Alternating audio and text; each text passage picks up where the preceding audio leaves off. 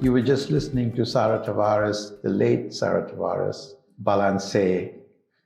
She's from Cape Verde, and we'll be speaking about her a lot later. But at the moment, you're listening to music, the unifying force. This is the first episode of the podcast, and I have with me my friend and mentor in a way. Oh, no.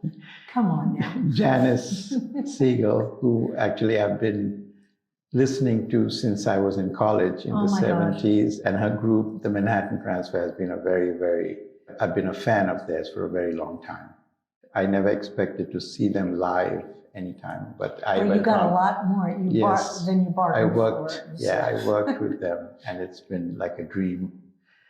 This podcast actually is going to be about how music unifies the world. It's music from all over the world. We're going to play you music from every part of the world throughout episodes, and you'll see the connections, how musicians get together and perform and live together in a peaceful and in harmony, which is a very important part of music anyway.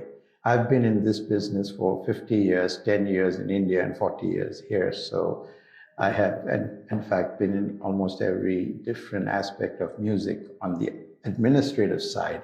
And I'd like to introduce my friend, someone I admire a lot, Janice Siegel from the Manhattan Transfer. Well, it is a pleasure to be doing this with you, Yusuf.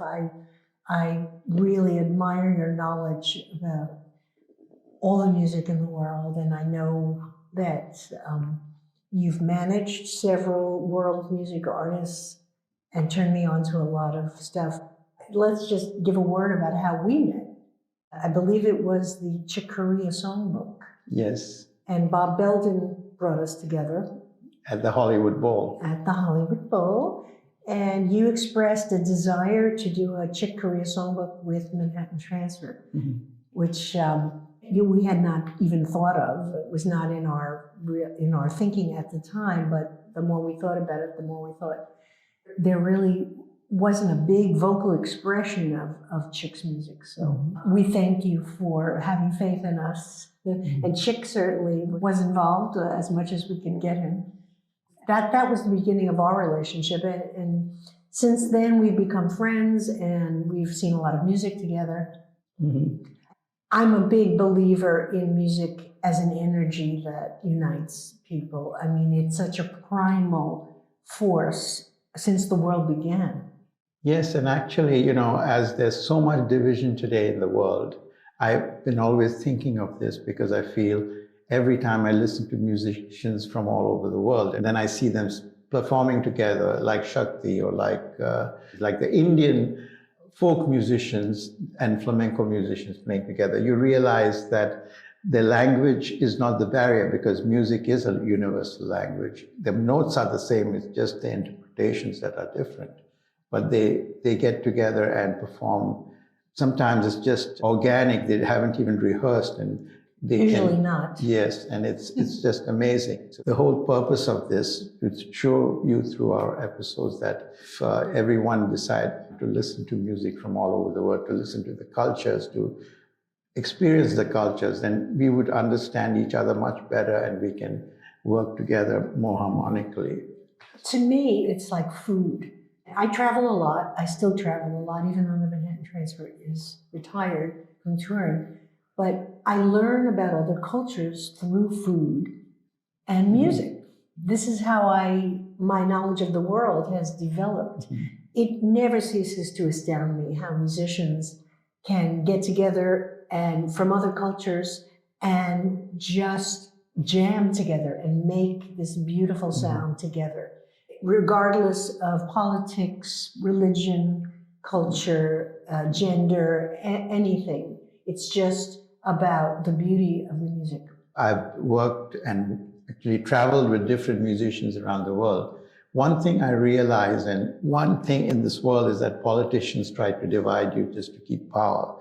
But musicians are the people, when they go around the world, they actually meet the local people. They are with the people, whereas politicians stay in their cocoons in a way that they are in conventions or something, but with other politicians. And that's one of the things I find so important So when people tell them, shut up and sing or don't do this, they know better about what the people of the world want more than what the politicians, because they don't sometimes try to understand the actual. And I have learned so much from that, traveling around the world with different musicians and meeting people and getting such positive vibes actually about every country. People want to learn more. Musicians want to learn more. And that's why we're talking about music is a unifying force.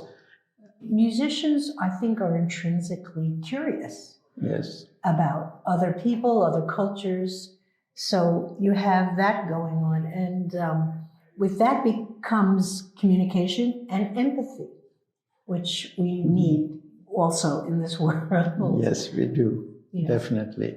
There are some musicians that have contributed so much to this idea of peace and unification. We will definitely explore that. We'll go over different musicians doing that, as I just spoke about John McLaughlin and Shakti, or about Herbie Hancock, and about Miles Davis, or even Bruce Springsteen. And when they did the tour around the world, which Peter Gabriel and all of them were involved in, it was always about getting people together, getting different musical influences together to do something which was, or George Harrison for that matter, he was one of the first people to introduce other music around the world. And we'll talk about all that throughout this session, about how important it is that we all get together and listen to other music as well as appreciate other music and other cultures. We're also going to explore how American music in particular has been absorbed into other cultures. And that kind of fusion, it's so thrilling to hear jazz being played by Japanese musicians, or how it's sort of integrated with Indian musicians. And you were an amazing force in that with your record, Miles from India. Yes, definitely. And again, that's what I said about Miles Davis. As I was doing Miles from India and I was listening, because we had a lot of Miles alumni on the record. And yes, like who? Like Ron Carter and Gary Bartz. We had, in fact, almost everyone who could perform was performing. Right. And even some of them who could not perform were helping us, like Joe Zawinul. In fact, we couldn't have him because he passed away before we could record him. So it was a lot of people who were involved in giving us ideas, giving us suggestions. And they would give me stories about Miles, around that time, after the session, if you were having a cup of tea or having a beer or whatever, they would talk about Miles. And one of the things about Miles, I learned that he always said, we've got to have something to say, always, and we should be evolving. And that's what he did. He evolved into different, right from straight ahead jazz to hip hop. And he just took everything, and from Indian music to Spanish music to everything. And people don't realize because they just think of it as Miles. Yes. Hip hop and R&B. Yes, yes. All that. That's what he was. And I'll give you all a story which Hugh Masekela told me from South Africa. He was studying at the Manhattan School of Music at that time. And when he was studying, one of the other musicians with him told him to come by and sit in with the band they were playing at the club. He told them, bring your axe along. So Hugh came in, and then they invited him on stage. And Miles was in the club. It was at the Village Vanguard. And Miles was at the club. And of course, Hugh Masekela said he just played a straight ahead bebop solo and, with the band. And then afterwards, Miles came and told him, why are you playing this? You've got so much culture in your own country. Everybody's doing this here. You should put some of your African culture into your music. You'll do much better that way. And that's how he did it. He said that's it was what Miles Davis's influence. Told him that, yes. Interesting. There's a lot to say about influential musicians and their contributions to this kind of global unification. Musical diplomacy. Yes. It's kind of like that. And that was going on for quite a while with the State Department. Yes, in fact, two things which I would like to talk about in that way is one, there was like the State Department would have musicians. Ironically, not only were we getting jazz musicians from here, but from Germany, from the Netherlands, Japan, they were coming in to perform jazz.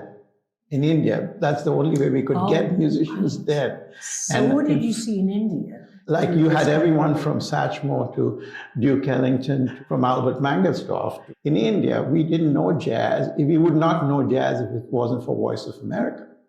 And right, so important. so important that, VOA. you know, when people want to stop funding to the like PBS, NPR, and Voice of America, they don't realize the importance it has had on world culture. If it wasn't for Voice of America, we would not have so many people listening to jazz. For us, Voice of America was like the place where every week or twice a week we would hear this presenter called Willis Conover performing, you know. Sure. He would be performing and he would say, "This is Willis Conover and you're listening to Voice of America Jazz Hour." That was his opening statement. And I still remember it as a kid. You know, my brother used to play it and then I started playing it. That's how I got into jazz. And I was one of the founders of the Jazz Festival in India. So I helped found it. Like there was another person, Niranjan Javeri, whose idea it was, but we were about 8 people who became part of the original committee to do it. Mm-hmm. So that's how we started. And we invited Willis Conover to come and inaugurate the first festival, because it was, you know, his influence that people started listening to jazz. People don't realize, but it all gets together. Well, certain people don't realize. Yes. Yes. Certain people that have removed the funding from public television and public radio is under attack as well. But this kind of musical diplomacy helps us see the humanity in each other. And the musicians themselves see the rest of the world. When the musicians came to India, of course they wanted to see the sites, the well-known sites, but they also wanted me to take them to the places where the real Indians live. You know, that's what they wanted to go like to. In Brazil, you got to go to the favelas to see where it's the culture comes from, you know. Yeah. Where the people are really struggling and living that music. So we're going to cover all of that. But your label, 4 Quarters, who else did you have on that besides us? We had a lot. We had Marisa. We had Marisa the fado singer. Yeah, the fado singers. We had fado singers. We had Yasmin Levy, who's Sephardic music.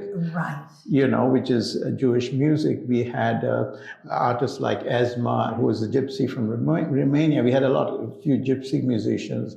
We had Chucho Valdez. We had, you know, we had so many different types of musicians, all from all over the world, and plus American musicians too. We worked with Lenny White. We worked with different people. It was Times Square Records folk. It was different artists we worked with. For example, for me to work with Yasmin Levy was incredible because it was a different set. That's such beautiful music. You know, I didn't grow up with that music. I grew up the Ashkenazi music and food. And when I discovered the Sephardic view of Judaism and that music and that food, the Jews that went to Morocco, the Jews from Spain, it was eye-opening and ear-opening. Yasmin Levy had Palestinian percussionists. So, you know, when we look at that, they all play music together.